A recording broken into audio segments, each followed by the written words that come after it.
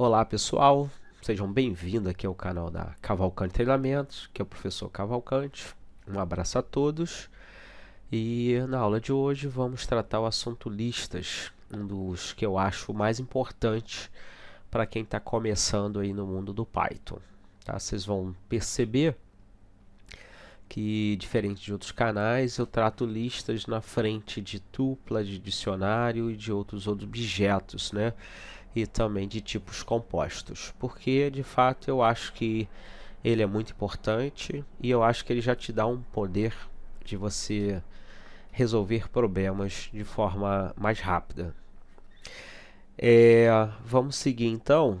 Só iria pedir vocês que, se gostarem do conteúdo, se inscreva no canal, compartilhe com seus amigos, venha aprender com a gente e todos vocês conseguem. Se quiserem receber as notificações, clica aí no sininho, porque a partir desse vídeo aqui, semanalmente eu vou estar incluindo novos vídeos, tá bom? Então vamos lá. Eu vou utilizar o Google Colab aqui para mostrar aqui os códigos para a gente estar conversando sobre listas em Python. Porém, se você quiser utilizar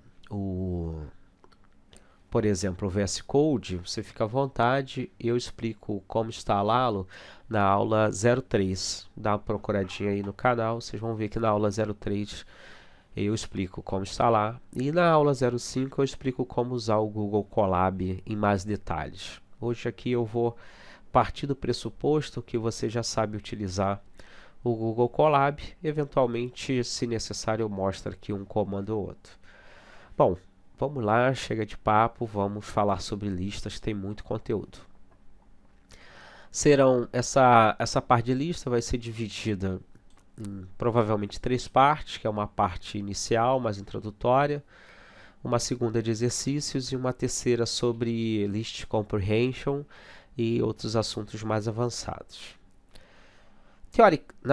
Focando aqui na parte teórica, as listas elas são estruturas de dados compostas, né? Diferente de um inteiro, onde é uma estrutura escalar, onde você tem um único valor. As listas você pode ter uma coleção ali de valores, uma coleção de itens. Elas são mutáveis porque seu conteúdo você pode alterar o conteúdo da lista. Diferente, por exemplo, de uma tupla. Elas são ordenadas de acordo com a inserção, ou seja, se você colocar um elemento na posição 0, ele permanece lá, naquela posição, a não ser que você o altere manualmente. Como eu disse, eles armazenam uma coleção de elementos, por isso que eu estou chamando de uma estrutura de dados composta. E esses elementos eles podem ser distintos em relação ao seu tipo. Então, numa mesma lista, você pode ter números, strings, né, que seriam textos, outros objetos, outras listas, tuplas e etc. Então, de fato, é um tipo de dado, é uma estrutura bem interessante. Elas são delimitadas, você usa por colchetes, você usa colchetes para definir uma lista, e esses seus elementos são separados por vírgula. Beleza. Bom, pode cair alguma provinha de vocês aí na faculdade. Então vamos ver aqui algumas características. Como eu disse, elas são ordenadas em função da inserção. Colocou o elemento numa posição, ele fica lá. Você pode alterar a lista, diferente de outras estruturas. Ela permite você pegar um subconjunto da lista, que seria o slice ou fatiamento, pegar uma área da lista. Uma área que eu digo alguns itens, tá? Os tipos podem ser distintos, como eu falei ainda há pouco. A lista pode crescer ou diminuir, o que é interessante também. Tem estruturas que elas são fixas e numa lista você tem essa capacidade de ser dinâmica. E é iterável. Iterável é uma questão bem interessante. Iterável quer dizer que você consegue percorrer, né, como a lista é uma sequência de elementos, você consegue percorrer cada elemento dessa lista. Isso se chama iterar sobre a lista. Bom, como eu crio uma lista, né? Quais são as formas de criar uma lista?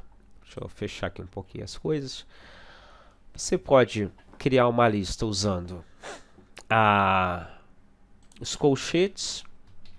Assim você estaria criando uma lista vazia. E assim também você pode utilizar a palavra list, como se fosse chamar aqui uma função, também não passando nenhum argumento. Das duas formas você cria uma lista vazia. Criar listas vazias é interessante quando você depois vai fazer um outro processamento e adicionar elementos dentro dessa lista. Então você pode muitas vezes criar uma lista vazia. Eu vou botar aqui, ó, o mouse aqui embaixo, vou pegar uma linha de código, clicar aqui no mais, só para vocês terem uma ideia, ó, lista igual vazia, e vou imprimir aqui essa lista, ó, print lista. Eu falei lista igual vazia, na verdade eu estou usando aqui o abre e fecha colchete para dar esse significado. Então você ficou com uma lista vazia, e você teria o mesmo resultado se você fizesse dessa maneira aqui também, ó. List, abre, fecha parênteses. Para você rodar o comando é só você clicar aqui, ó, nesse playzinho, ou você apertar Shift Enter, tá bom? E para deletar, você pode vir aqui, ó, nessa lixeirinha, você consegue deletar essa célula. Outras formas de criar uma lista é você definindo já os elementos dela, passando os elementos, ou você pode passar para a lista um iterável, tá? O iterável também é um outro tipo de dados que tem uma sequência, por exemplo, uma string. Então vamos ver cada caso desse aqui, ó, botar aqui uma linha de código. Então quando eu faço assim, ó, dígitos e coloco esses elementos dentro da lista, depois se eu imprimir dígitos, eu vou ver que eles estão aqui, tá? Se eu quiser saber se isso de fato é uma lista, eu posso escrever type, botar entre parênteses a lista, e aí eu vou imprimir. O type ele me diz o tipo daquele objeto. Então ele disse aqui que é uma lista. Dígito é uma lista.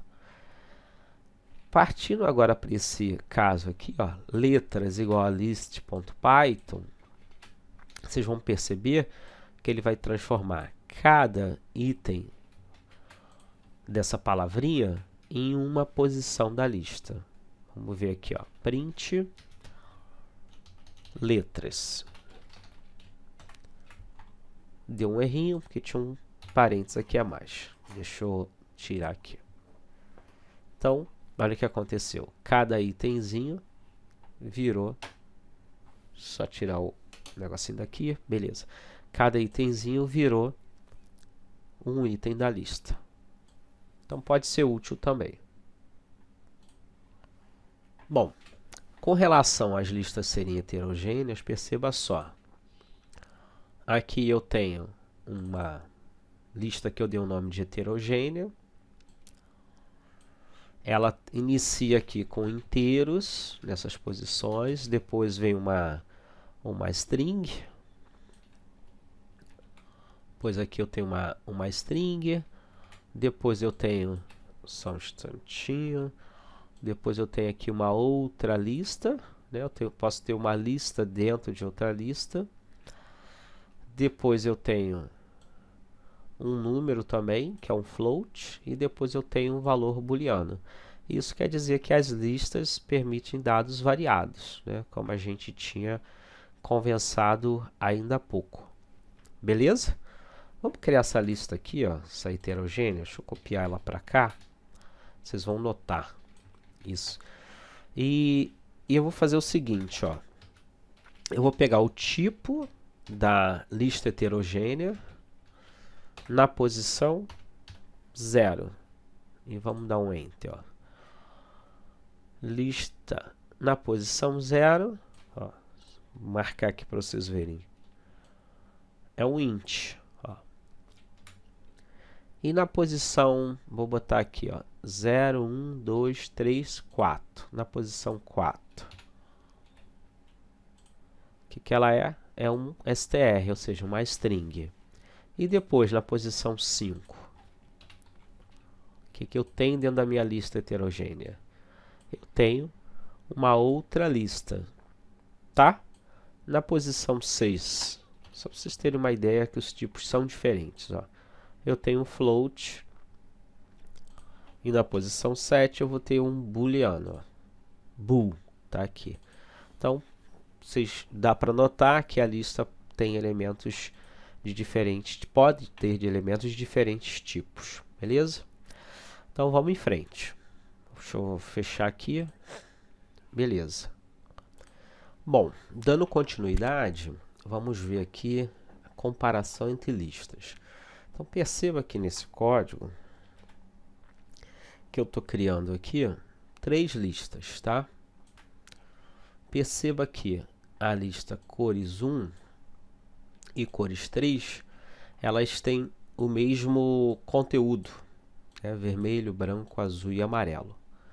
Apesar de serem listas diferentes, né? Elas têm nomes diferentes, foram criadas atribuindo os valores para elas. Já a cores 2 é uma outra lista com conteúdo também diferente. O primeiro teste que a gente vai fazer aqui, a gente vai verificar se cores 1 é igual a cores 2. Esse igual aqui, esse sinal aqui de igual, ele verifica o conteúdo da lista. E para eu verificar o conteúdo, aqui vocês percebem que aqui está o comando, né, que verifica o conteúdo. Eu vejo cores 1 igual a cores 2. Isso aqui, entre aspas, é somente para aparecer essa frase na tela, né? Eu estou dando um print, mostrando uma frase e executando uma comparação. Beleza? Agora, por outro lado, você tem um outro comando, que é o is, essa palavrinha reservada is, que ela verifica se os objetos cores 1 e cores 2, ou essas estruturas, elas são iguais, mas não do ponto de vista necessariamente de conteúdo, mas se elas são, na verdade, referências uma para a outra, se no fundo, elas têm a mesma posição de memória. A gente vai perceber que cores 1 foi criado independentemente de cores 2, então não tem como ser o mesmo objeto, ou seja, compartilhar a mesma posição de memória. E da mesma forma aqui, cores 1 é igual a cores 2? A gente sabe que não, né? São conteúdos diferentes. Mas vamos ver isso aqui. Vamos executar essa linha para fazer as atribuições das listas. E agora vamos executar essa e ver o resultado. Como se pode perceber, cores 1 é igual a cores 2? Não, falso. Conteúdo falso. E cores 1, aqui, possui o mesmo ID de cores 2, ou seja, possui a mesma posição de memória? Também não, é falso. E aí eu aproveito esse momento para mostrar esse comando aqui, ó. Botar uma linha de código, ID. O ID mostra o identificador daquele objeto, e no caso aqui do Python, dessa versão, ele mostra o endereço de memória. Então, eu vou botar ID cores 1. Esse é o endereço, tá? Esse aqui é o endereço de cores 1, 24. Final aqui, né? 24. Agora vamos botar ID cores 2. Perceba, não precisa nem ver com muito detalhe, mas que o final é 60. Então, são objetos bem distintos, bem diferentes.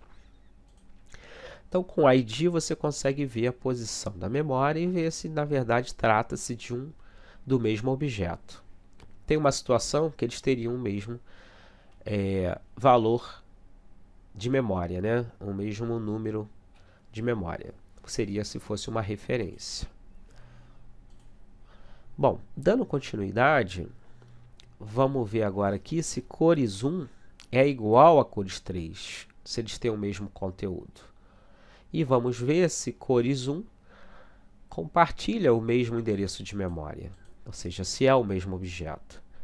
Nesse caso aqui, a gente percebe que o conteúdo é igual, é true, e, na verdade, eles não possuem o mesmo ID de memória, porque são objetos diferentes. Só mostrando aqui para vocês como verificar a posição, o identificador, né, o endereço de memória de cada um deles. Então, todos eles, a gente pode perceber isso por aqui, possuem endereços de memórias diferentes, tratando-se de objetos diferentes. Ainda há pouco eu usei aqui uma forma de obter os itens de uma lista, mas não expliquei. Nesse momento agora eu vou explicar. As listas, elas são do tipo zero-based. Isso quer dizer o seguinte, que as posições das listas, dos elementos das listas, por exemplo, ó, esse elemento aqui, 10, ele começa a contar a partir do zero. Por isso que é zero-based. Isso é comum em outras linguagens de programação. Aqui, o 20, está na posição 1, e assim sucessivamente. Então, tenha sempre em mente que começa a partir do zero. No Python, eu posso contar em ordem reversa. Então, o último elemento, esse elemento aqui, eu posso acessar ele utilizando o índice, né, a posição, menos 1, e depois o penúltimo, menos 2, e assim sucessivamente. Bom, dito isso, vamos ver aqui como é que a gente acessa esses elementos. Olhando para essa lista aqui, então, o primeiro elemento é a posição 0 ou o índice 0, o segundo 1 e assim sucessivamente. De trás para frente seria menos 1 aqui, né? Menos 2, menos 3, menos 4, menos 5, menos 6.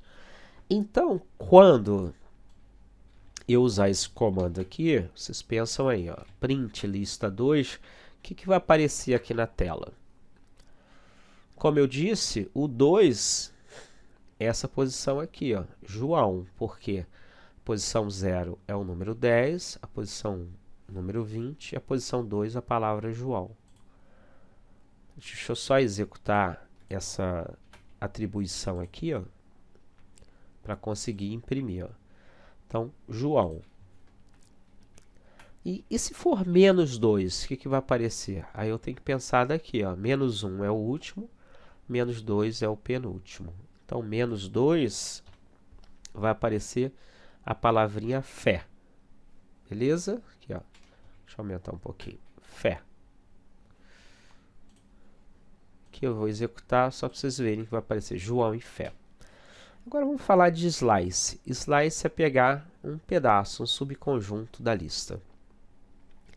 Aqui é a mesma lista, estou criando ela novamente.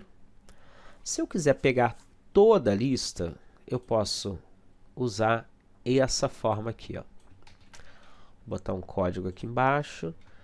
Print lista, né, o nome da lista. E entre colchetes eu boto um sinalzinho de 2 pontos. Como eu não defini o início e o fim, é toda a lista, tá? Funciona assim. Se eu não botar nada, também funciona. Mesma coisa. Agora, se eu quiser pegar da posição inicial, né, que é a 0, até a posição 3, mas não incluir a 3, ou seja, é sempre a posição anterior. Então, no caso, se eu botei 3 aqui, mas ele não é incluso, eu estou pegando a posição 0, 1 e 2, ou seja, os itens 10, 20 e João. Eu posso usar essa forma aqui, como eu vou mostrar aqui embaixo. Então, eu vou estar mostrando aqui 10, 20 e João. Agora, se eu quiser pegar da posição 3, vamos olhar aqui, que é 12,5, até o final, basta eu não incluir a segunda parte aqui depois dos 2 pontos, porque aí já significa até o final. Nesse exemplo, ele vai pegar da posição 3, 12,5, até 30. Vamos botar aqui para a gente visualizar isso. 12,5, fé e 30. Dando continuidade, eu posso pegar da posição 1 até a 5, mas não incluir a 5. Eu estaria pegando 20, João, 12,5 e fé, porque não inclui a 5. Vamos só validar para ver se eu estou falando certo. 20, João, 12,5 e fé.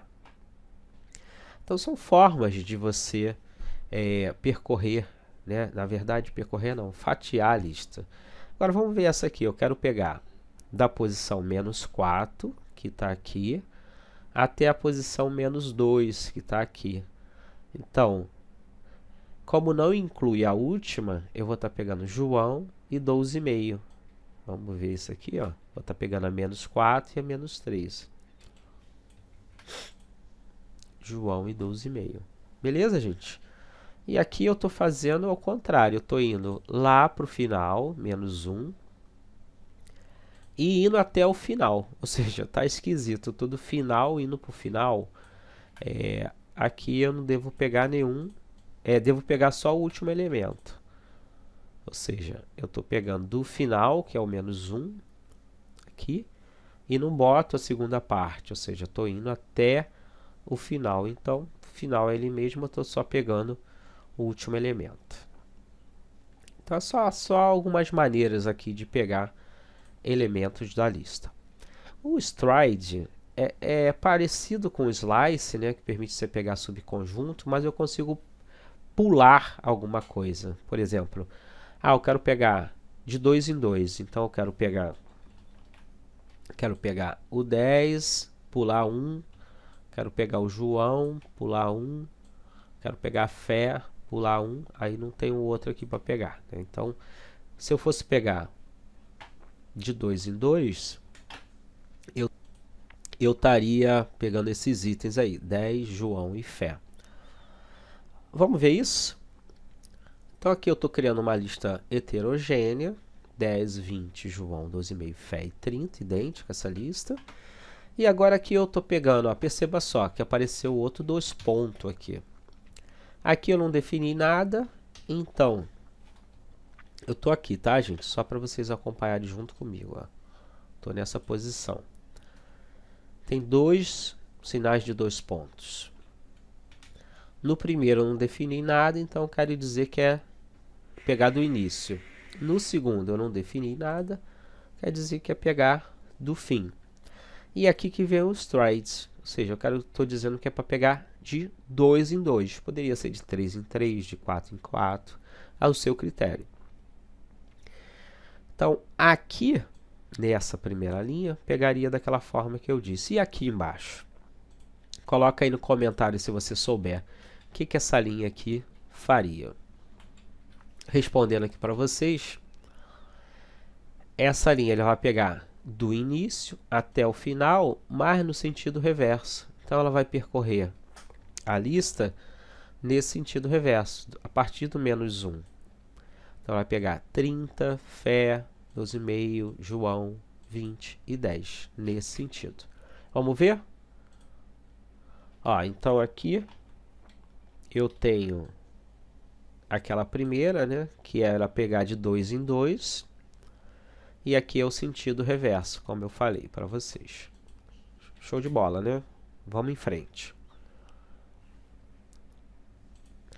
Como eu faço para iterar sobre a lista? Como eu faço para iterar sobre a lista? Aqui eu tenho uma lista chamada cores, com esses itens aqui. Então, item 0, item 1, 2 e 3. É muito simples. Eu vou usar o loop for e vou usar a palavra in. Então, estou dizendo, para cores, que é essa lista, eu quero percorrer cada elemento. É dessa forma. Aqui eu usei uma variável do loop só para que a cada iteração, né? Iteração é cada vez que ele passa por um elemento. Então, o que eu estou querendo dizer? Na primeira iteração, a variável cor vai receber esse elemento aqui, branco. Na segunda, azul. Na terceira, amarelo. Na quarta, verde. Então, essa variável aqui ela vai recebendo o conteúdo de cada posição da lista cores. Essa variável poderia ter qualquer nome, tá? A cor, eu botei a palavra cor, só para ficar mais semântico, para trazer mais significado. Então, com esse for cor em cores, eu consigo imprimir cada item. Essa é a forma mais simples. Essa é a forma mais simples. Tem outras? Tem. Então, vamos lá. Eu poderia fazer assim, ó. E eu vou aproveitar o momento para mostrar aqui uma funçãozinha. Eu tenho aqui, vou botar a linha de código aqui. Vou imaginar que eu tenho essa lista aqui chamada cores. Eu sei que ela tem 4 elementos. Mas se eu quiser ver isso, eu boto len, né, de length, de tamanho, e escrevo o nome da lista. Então, você tem aqui 4, porque ela tem 4 elementos, lembrando que ela começa a contar a partir da posição 0. Essa palavrinha reservada range, que eu já mostrei em outros vídeos, ela pode criar uma lista com a quantidade de elementos que você passar para ela. Como assim? Deixa eu botar outro código aqui, ó. Range, eu vou botar aqui 4 elementos. Feito isso, ela mostra para você range de 0 a 4. Mas eu quero isso como uma lista. Então, eu vou escrever lista aqui fora do range. Então, ela criou 4 elementos de 0 a 1, 2 e 3. 4 elementos. Começa da posição 0. Beleza? E se eu quiser, por exemplo, eu quero criar posições, mas em função do tamanho da lista e não colocando um número aqui. Basta eu vir aqui escrever len cores. E aí ele faz a mesma coisa, porque o len cores ele não me dá o tamanho da lista, então no final ele botou 4 aqui no lugar.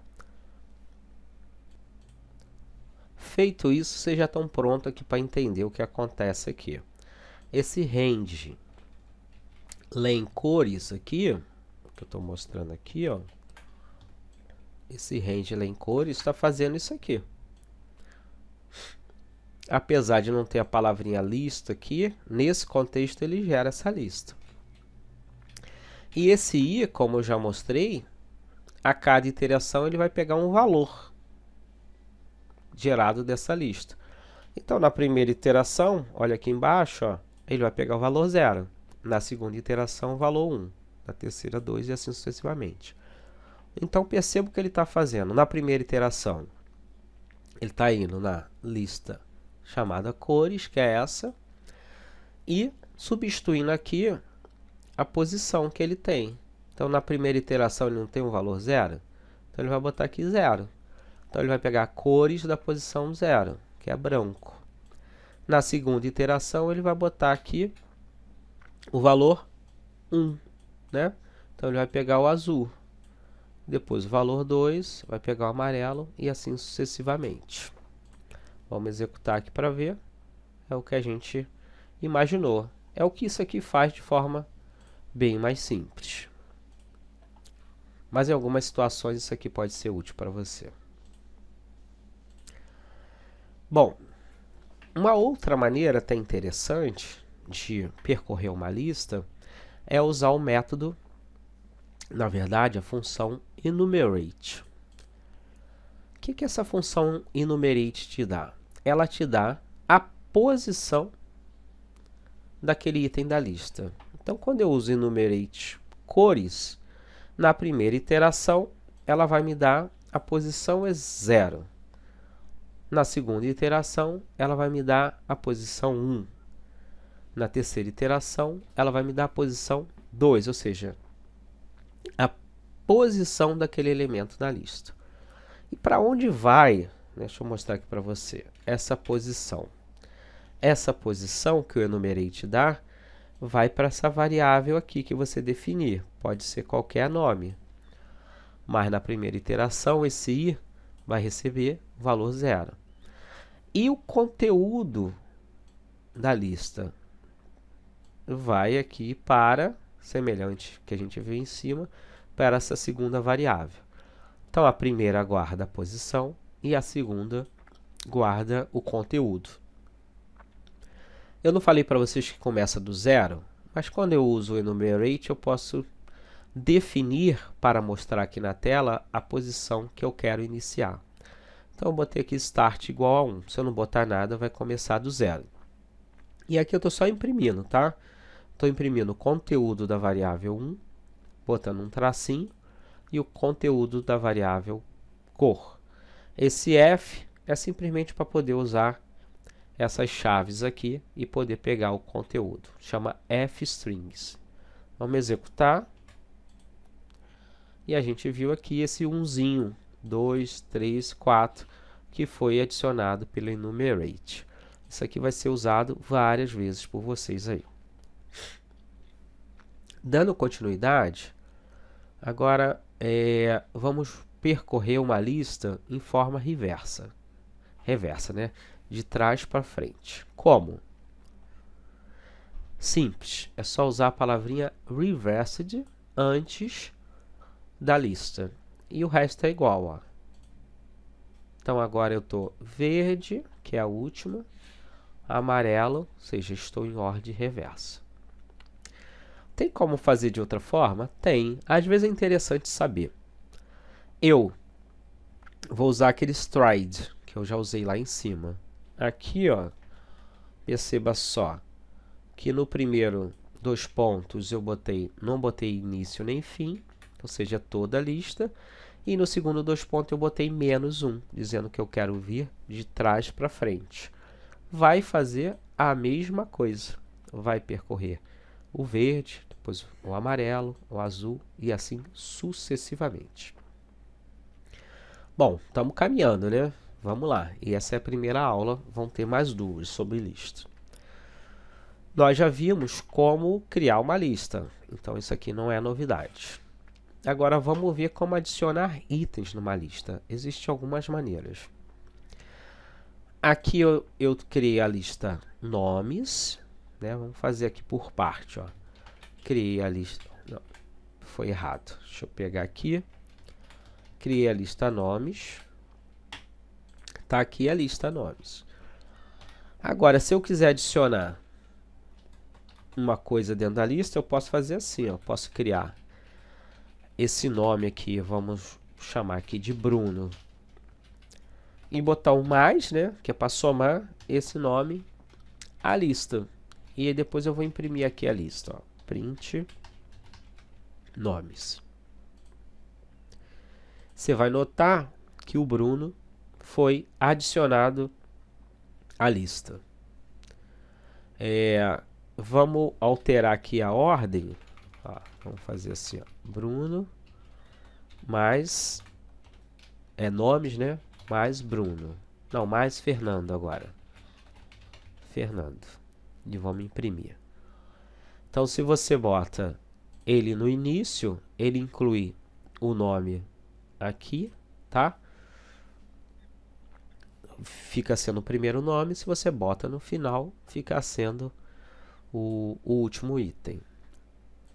Aqui a gente está fazendo a mesma coisa, adicionando Fernando no início e adicionando Cauã no fim. Beleza?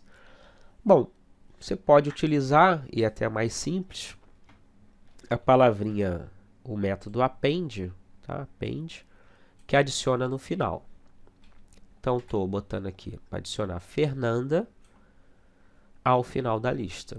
E para inserir, você pode inserir também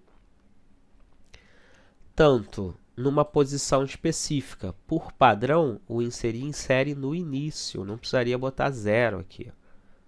Tá? Porém, estou botando só para deixar claro.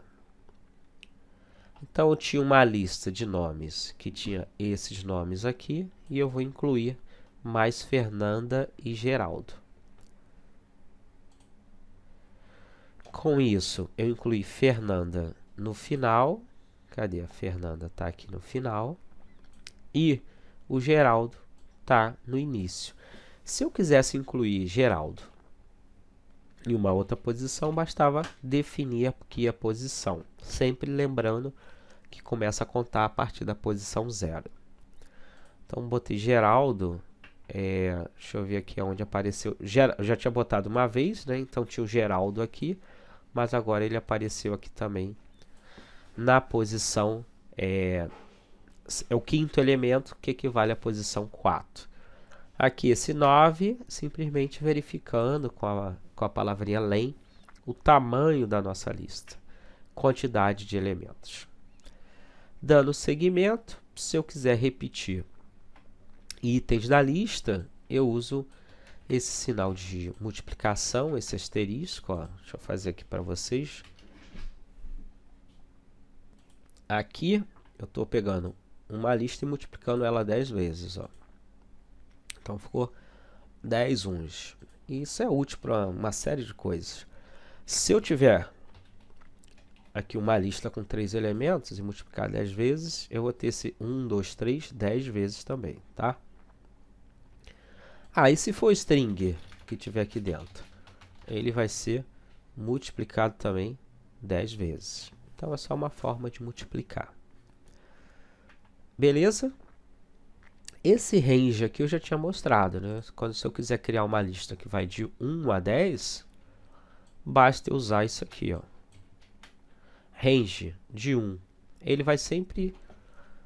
Ele não inclui o número final, né? Sempre para o interior. Então, isso aqui faz criar uma lista de 1 a 10. Se eu não botar nada, ele cria esse objeto range aqui, e não a lista. Eu preciso escrever lista aqui para materializar. Então, vamos seguir aqui. Foi isso que eu fiz aqui dentro, tá? Outra maneira de acrescentar itens, né? Eu posso estender uma lista com a outra. Então, eu tenho a letras 1, tenho letras 2. Eu quero que letras 1, quero incluir em letras 1 a lista letras 2. Mas eu quero incluir não isso como uma outra lista dentro de letras 1. Certo? Eu quero incluir isso de forma que cada elemento desse aqui seja um elemento novo dentro de letras 1. Então, vamos ver aqui. Ó como seria de outra maneira se eu não usasse o extend. Ó. Vamos supor que eu tivesse aqui, ó, letras 1. Eu vou copiar aqui de novo. Para cá. Atribuir de novo. E aqui vamos supor que eu tenha outro. E eu vou criar aqui J e I, tá? Não, J e L, um exemplo. E aí eu vou botar dentro, deixa eu subir aqui um pouquinho. Fazer de outra maneira, né? Letras 1, eu vou botar aqui append, tá? Append essa outra aqui, ó. Ou seja, outra lista. Só para a gente ver o que vai acontecer. E aqui eu vou imprimir letras 1. Vamos ver o que vai acontecer? Olha só, ele colocou essa lista como se fosse um item só aqui dentro.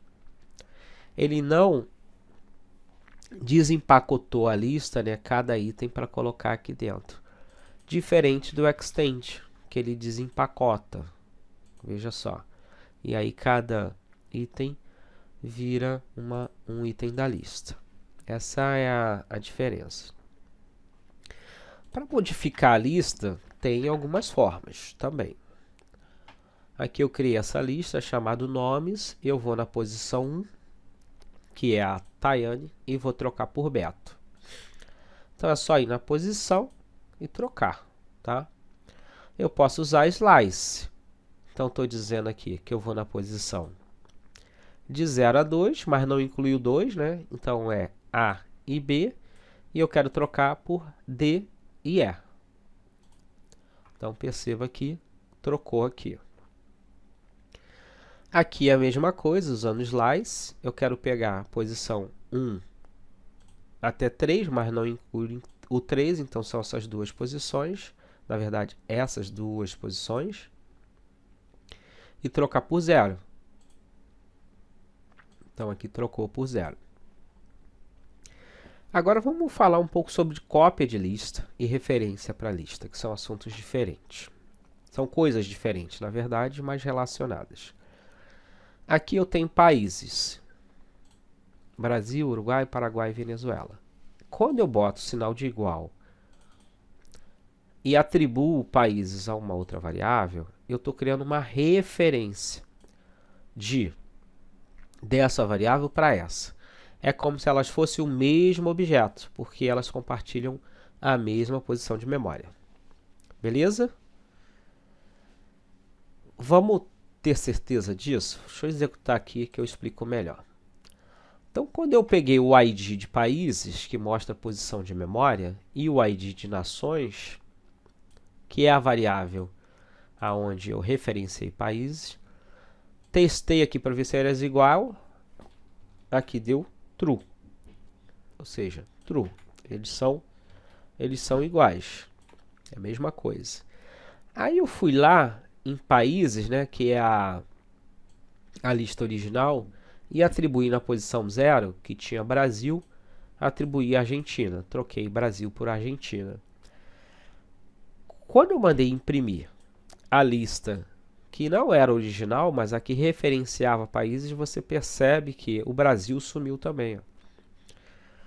Então aqui, quando eu altero a lista principal ou a referência, tá? Elas compartilham o mesmo endereço, então a mudança vale para as duas. Só para vocês notarem isso, deixa eu abrir aqui um código, eu vou trocar aqui a referência. Ó, nações, agora eu vou pegar a posição 0, pegar a posição 1, que é Uruguai, e vou trocar por Chile, tá? Ó, nações 1. Aí se eu imprimir agora, imprimir o países, né, que é a lista original, a posição 1 também está Chile. Ou seja, na verdade eu estou trabalhando na mesma posição de memória, no mesmo objeto.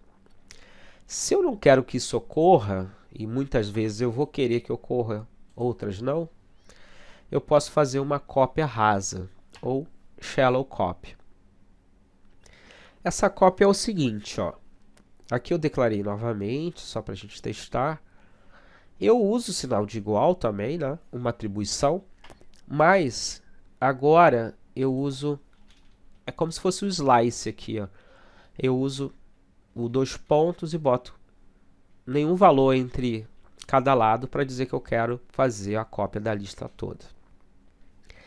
Aqui agora eu vou testar se eles são o mesmo objeto de memória, se eles são a mesma coisa. Estou testando aqui, pegando a posição de memória deles, o ID deles, e vendo se é igual. Vocês vão perceber o seguinte, que nações 2, que é o que eu estou imprimindo aqui embaixo, tem o mesmo conteúdo, porém não tem a mesma posição de memória. São coisas diferentes, tá bom? Vamos aqui ver a posição de memória. Ó. Um é final 48, o outro é final 04. São coisas distintas. Porém, os itens deles, tanto de países como de nações 2, compartilham, são o mesmo objeto, compartilham o mesmo endereço de memória. Então vejam só, se eu pego o ID da posição 0, né, que é aqui Brasil, ó, Brasil de países, e da posição 0 de nações, eles têm o mesmo identificador de memória. Então o shallow copy, ele cria uma nova lista, mas o conteúdo, né, os itens apontam todos para a mesma posição. Isso muda quando eu altero o item. Por exemplo, eu estou indo lá em países 0 e estou alterando para Guatemala. Agora vocês vão notar o seguinte, ó, diferente da referência, o países agora ele tem, o original tem Guatemala, mas a cópia continua com Brasil. Então, quando você altera o conteúdo, ele cria um novo objeto para aquele conteúdo. Se a gente perceber aqui embaixo, a gente vai notar que agora ele tem IDs diferentes, esses itens. Ó. Então, o primeiro item tem 40 e o segundo 20, né? A última posição do endereçamento dele. Isso é o shallow copy ou cópia rasa. Uma forma mais semântica de fazer, em vez de utilizar essa estrutura aqui, né, de 2 pontos, entre parênteses, entre colchetes, é você utilizar a palavrinha, o método copy, do próprio objeto lista. Tá? E aqui você faz também um shallow copy. Perceba que o shallow copy faz com que os objetos, as listas sejam diferentes. Mas só lembrando que, por padrão, o conteúdo referencia os mesmos objetos. Um deep copy, seria uma cópia profunda, é útil quando você quer resolver um pequeno probleminha, que vamos ver aqui. Ó. Aqui eu tenho uma lista, certo? E dentro da lista eu tenho outras listas. Super comum isso aqui. Então, esse primeiro item aqui é o item 0 da lista, item 1, item 2. Só que os itens são listas, não tem problema algum. Vamos fazer um shallow copy. Então, eu estou pegando a matriz, que é essa aqui, e copiando para a matriz cópia. Vamos ver o conteúdo. Ó. Vou executar. O conteúdo está igualzinho, está perfeito. Agora perceba o seguinte, eu vou na matriz cópia, na posição 0, qual é a posição 0? Essa aqui, da matriz cópia, né? Como elas são idênticas, né? Eu posso dizer que é essa aqui. Estando na posição 0 agora, na lista interna eu também vou na posição 0, ou seja, fui lá na posição 0, agora estando aqui eu vou na posição 0 dessa lista. Então, eu vou pegar isso que está dizendo aqui, ó, 0, 0. Nessa posição que tem o número 1, eu vou atribuir o número 1000. Tá? Mas só lembrando que eu estou fazendo isso na matriz cópia, tá? Que é esse cara aqui. Agora eu vou imprimir, vou fazer isso e vou imprimir. Perceba que alterou tanto na matriz cópia como na matriz original. Isso não é o comportamento padrão do shallow copy, ou seja, da cópia rasa. Mas quando você possui listas dentro de listas, objetos alinhados, esse é o comportamento. Se você não quiser isso, aí você tem que fazer uma deep copy, tá? Aqui é só para mostrar para vocês uma forma mais bonitinha de imprimir uma lista que é alinhada, ou seja, que tem outras listas dentro, como se fosse uma matriz. Você pega aqui a matriz, tá? E faz um for in matriz. E aqui eu disse o nome linha, mas poderia ser qualquer nome. E aí na hora de imprimir ele vai fazer assim, ó, fica um pouquinho mais organizado, em vez de fazer a impressão na linha, ele vai imprimir como uma matriz mesmo. Fica mais bonitinho. Então a gente já viu o problema do shallow copy para quando você tem elementos alinhados, né? Lista dentro de lista. Então vamos fazer com deep copy. Vamos lá no módulo copy, tá? From copy, importar o método deep copy. Beleza? A função deep copy. Então, eu vou criar novamente aqui, ó, deep copy da matriz. Vou fazer uma cópia para a matriz cópia. E vou imprimir. Idêntico, né, ao shallow copy. Mas vocês vão ver agora que o ID da lista, da matriz da matriz cópia são diferentes. E o ID dos itens também são. Ó. Aqui eu estou pegando o item 0 de cada lista. Então, aqui eu testei para ver se era igual, ele disse não é igual, deu false, e aqui são os itens individuais, são diferentes. Então, ele fez uma cópia da lista e dos conteúdos dela. Dessa maneira, agora eu vou alterar a primeira posição. Eu estou fazendo da cópia, tá? Mas poderia ser da matriz, igual, deixa eu ver, eu fiz aqui em cima, aqui eu fiz aonde, deixa eu ver. Aqui eu fiz na cópia também, então continuar assim. Vou alterar aqui para 1000 E vocês vão notar agora que a matriz não foi alterada. Então, a matriz, a posição primeira aqui, continua 1 e a matriz cópia, 1000. Beleza? Então, o deep copy, ele resolve esse tipo de problema. Agora, vamos ver como remover itens. Tem várias formas também.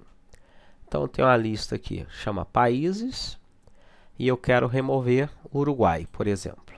Se eu sei a posição dele, eu boto a posição aqui e uso del. Vocês vão ver aqui que o Uruguai saiu daqui. Posso remover também usando slice. O 3 não inclui, né? Então, vai ser 0, 1 e 2. Vai manter somente a Venezuela. Posso remover também usando a palavra pop, tá? O pop, ele pega o último item. Mas você pode dizer aqui também qual item que você pode pegar. Pode passar aqui para ele o index, né? Nesse caso seria -1. Então vamos usar aqui. Aqui eu estou removendo o item e pegando ele e atribuindo essa variável aqui para mostrar. Tá? Então aqui eu peguei a Venezuela, que é o item removido, mostrei aqui e agora mostrando a lista como ela ficou. Tá? Perceba que ele é in place, né? Ou seja, ele fez a remoção na própria lista. Ele alterou a lista, ele tirou de lá a Venezuela. Aqui eu vou usar o método remove, que no caso de eu passar, eu não preciso passar o index, eu passo a palavra que eu quero remover. Só lembrando que é case sensitive. Se eu passar aqui Paraguai, ele vai dar um erro, porque não tem Paraguai, tudo minúsculo. Mais à frente a gente vê como resolver isso. Mas vejam só, vamos remover aqui. Removi o Paraguai. Saiu daqui. Só lembrando, ó, se eu botar aqui minúsculo, nem existe mais, né? Se eu botar algo que não existe, vai dar um erro. Ó. Dá uma exceção. Então é um problema também que você tem que tratar.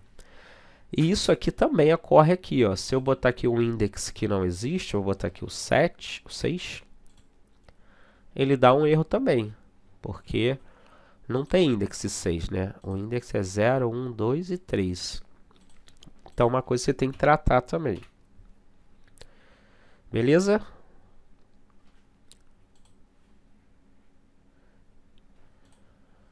Então aqui está o exemplo que eu falei ali em cima, né? Países, ó, tô tentando remover a Holanda, mas Holanda não tem aqui. Então ele vai dar esse erro de valor, porque ele não acha, né? Ele diz o que eu estou procurando, que ele chamou de X, a Holanda, não está na lista. E daí ele dá o erro. Como é que eu posso resolver isso? Eu posso verificar se Holanda existe dentro de países. Então eu posso pegar aqui assim, Holanda. Se Holanda existe, usar o in, né, em países, aí eu vou remove. Países, removo Holanda. Ela não existe, mas agora não vai dar erro. Ó. E se eu botar um país que existe, né, deixa eu escrever aqui, só para facilitar aqui, eu vou botar aqui país, vou escrever aqui Paraguai. E aqui, em vez de escrever assim, literalmente, eu boto aqui a variável. Se país existe em países, né? Aí então eu vou remover o país. Isso aqui vai dar certo. Ó. Removeu o Paraguai. E não dá mais erro. Se eu botar aqui um país que não existe, novamente, não dá erro. É uma forma de fazer. Uma outra maneira é utilizar um tratamento de erro. Então, por exemplo, ó, eu quero remover aqui um país, o Brasil. O Brasil ele existe aqui dentro da lista, então não vai dar problema. Vamos remover aqui para vocês verem. Ó. Removeu sem problema. Agora, se eu fosse remover um país que não tivesse aqui, por exemplo, o Chile, a gente já viu que isso dá problema. Mas se eu boto numa estrutura assim, ó, dentro de um try, do bloco try, eu boto a operação que pode dar um erro, uma exceção, e dentro do except eu trato essa exceção, em vez de dar aquele erro que eu tomei, eu consigo imprimir o que eu quero quando for dar o erro. Vai ter uma aula específica de exceções, tratamento de exceções, mas aqui eu já estou dando uma pincelada. Então, ó, vou botar aqui, ó, Chile, vamos ver. Ele diz que não há o país que se deseja remover, mas não deu erro, certo? Porque ele caiu dentro dessa exceção aqui de baixo, ou seja, de procurar um valor Chile que não existia na lista. É só uma outra forma. Uma outra, agora para limpar listas, né? Limpar ou deletar as listas. Países clear, ele vai limpar o conteúdo. Ó. Deixa eu mostrar aqui para vocês. Ó. Se eu quero limpar todos os itens que tem dentro, eu uso países clear. Limpei. Se eu mostrar aqui, ó, países, vai estar zerado. Ó. Zerado. Uma outra forma seria utilizar.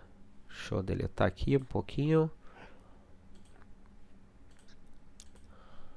Utilizar essa maneira aqui, ó. Atribuir para toda a lista, né? Utilizando esse slice aqui, que significa toda. Atribuir uma lista vazia. Tá no mesmo. E esse del aqui, na verdade, ele limpa o conteúdo e destrói a lista também. Esses dois aqui só limpavam o conteúdo. Aqui eu estou destruindo a lista. Ó. Destruir a lista. Se eu tentar imprimir a lista, ele vai dizer que aquele nome ali, países, não existe mais, não está definido. Tá? Então, são essas maneiras. Agora eu falei ainda há pouco como é que seria para remover sem levar em consideração maiúsculas e minúsculas. Aqui tá seria um exercíciozinho. Eu tenho essa lista, Brasil, Uruguai, Paraguai, Venezuela e Holanda. E eu quero que o cara digite, por exemplo, clicar aqui. O cara digite Brasil e delete o Brasil. Ainda que ele digite tudo em minúsculo, tudo em maiúsculo ou com variações. Vamos ver se isso faz certo e já explico. Então ele digitou tudo minúsculo, né? Aqui, ó. Deixa eu mostrar aqui de novo. Digitou tudo minúsculo, porém deu certo, tirou o Brasil da lista. Então vamos ver aqui. O que a gente fez? Usou o input para dar a oportunidade para o usuário digitar uma informação. Pegamos esse resultado aqui, transformamos para minúscula. Case fold, que você transformou para minúscula. Agora, você vai fazer um loop, né, com for, e vai usar o enumerate. Não sei se vocês lembram, o enumerate ele vai pegar a posição de cada elemento. Então, o enumerate vai pegar essa posição aqui, 0, essa 1, essa 2, essa 3 e essa 4.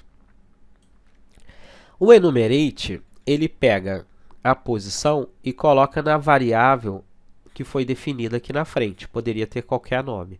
Então, o que ele faz é pegar a posição e colocar aqui. Beleza? Então, na primeira iteração, primeira vez que o loop passar, o que vai vir para cá vai ser 0.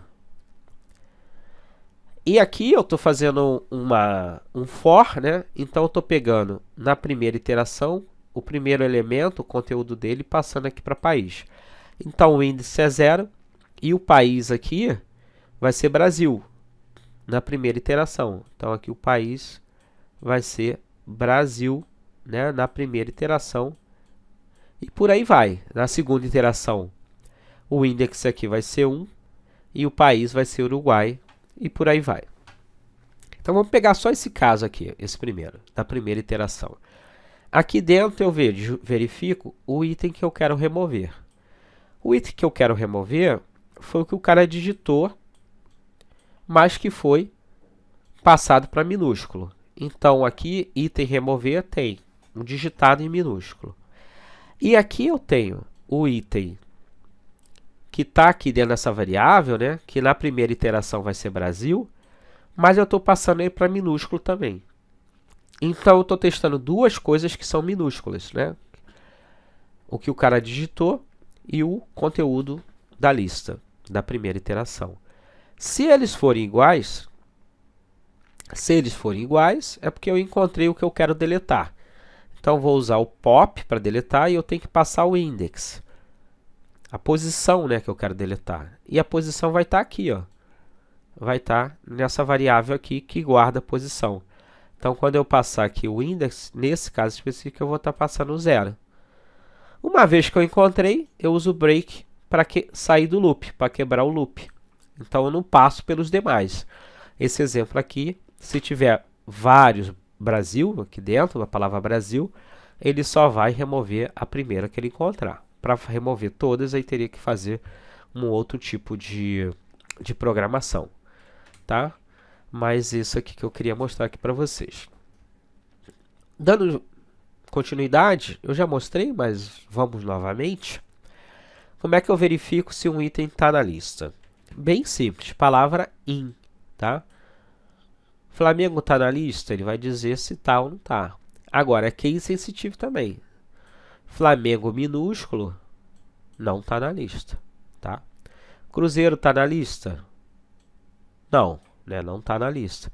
E aqui é o not in, que ele vai dizer se não está na lista. Então aqui, Flamengo está na lista? Sim. Flamengo minúsculo está na lista? Não. Cruzeiro está na lista? Também não. Cruzeiro não está na lista? Sim, não está na lista. Então, é isso aqui que ele está fazendo. Que aí é true, false, false e true, tá? Localizar itens. Já vimos alguma coisinha também. Eu posso localizar um item, né, pela sua posição. Quero saber qual é o index do item Flamengo. Olhando para cá, qual é? Se o primeiro é Vasco, aqui é o segundo, mas sempre lembrando que começa do 0. Então, aqui é o item 1. Então, printando aqui, vai printar 1. Aqui eu estou fazendo o seguinte, ó, perceba só. O que isso aqui está... fazer aqui de novo. O que isso aqui está devolvendo? Times.index.flamengo. Flamengo é a posição 1, né? Então, isso aqui está devolvendo 1. E aqui eu estou dizendo que times na posição 1 recebe América. Então, estou alterando Flamengo por América.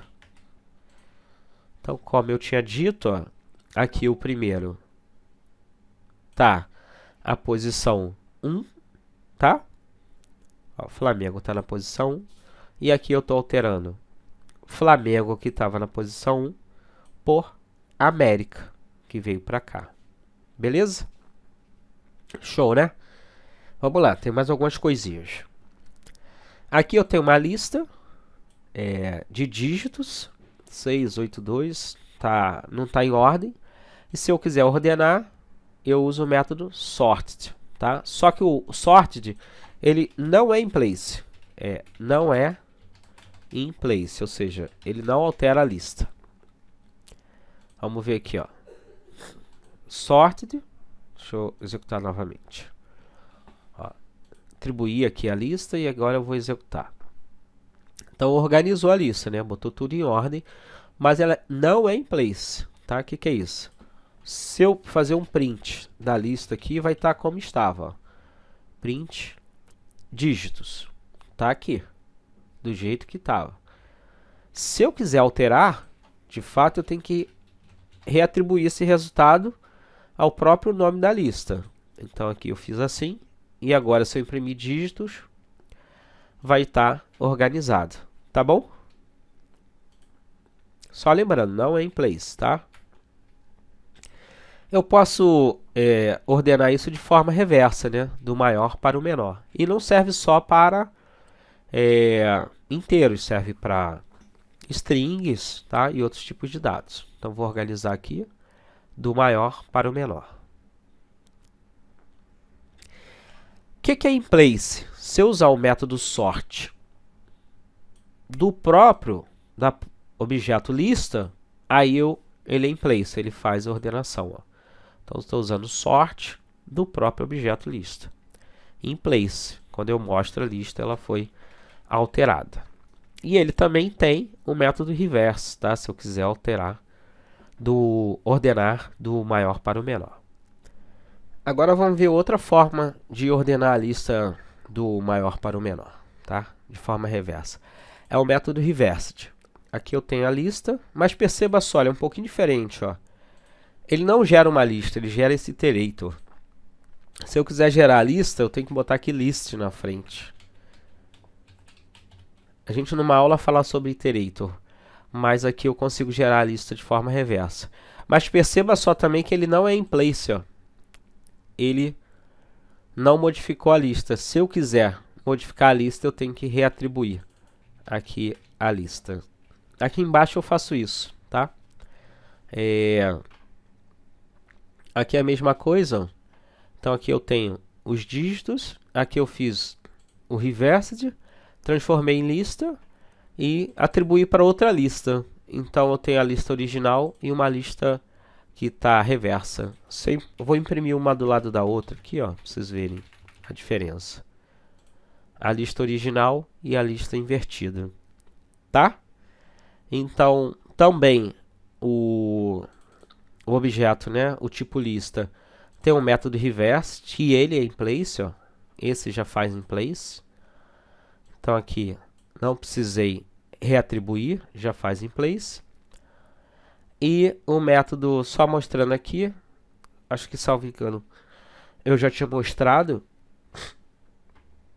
O método sort tem o reverse, tá? Que permite você fazer a mesma coisa que o método reversed faz.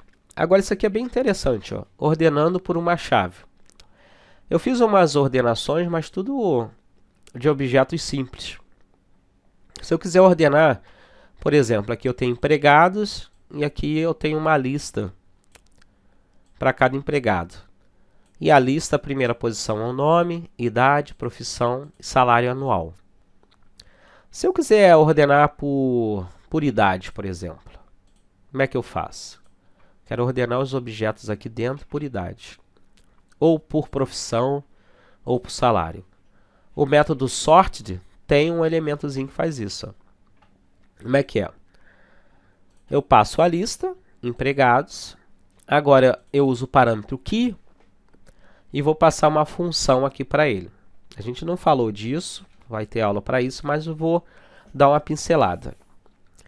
Quando eu passo aqui o empregados, essa função aqui ela tem acesso a todos esses itens. E esses itens, eles vão para esse parâmetro aqui. Ó. O parâmetro que você define aqui poderia ser qualquer nome. Eu escrevi empregado. E aí, já que eu tenho o item aqui na mão, seria esses itens aqui de dentro, eu posso dizer por qual posição eu quero ordenar. Então, se eu quiser ordenar por salário, é a posição 3. E eu ainda tenho a opção de fazer o reverse true, ou seja, de ordenar do maior para o menor. Então, aqui eu ordenei do maior salário para o menor. Aí, se eu quisesse ordenar por idade, olha só, agora eu vou mudar aqui. Ó. Em vez de escrever empregado, eu vou escrever item, só para mostrar que poderia ser qualquer coisa.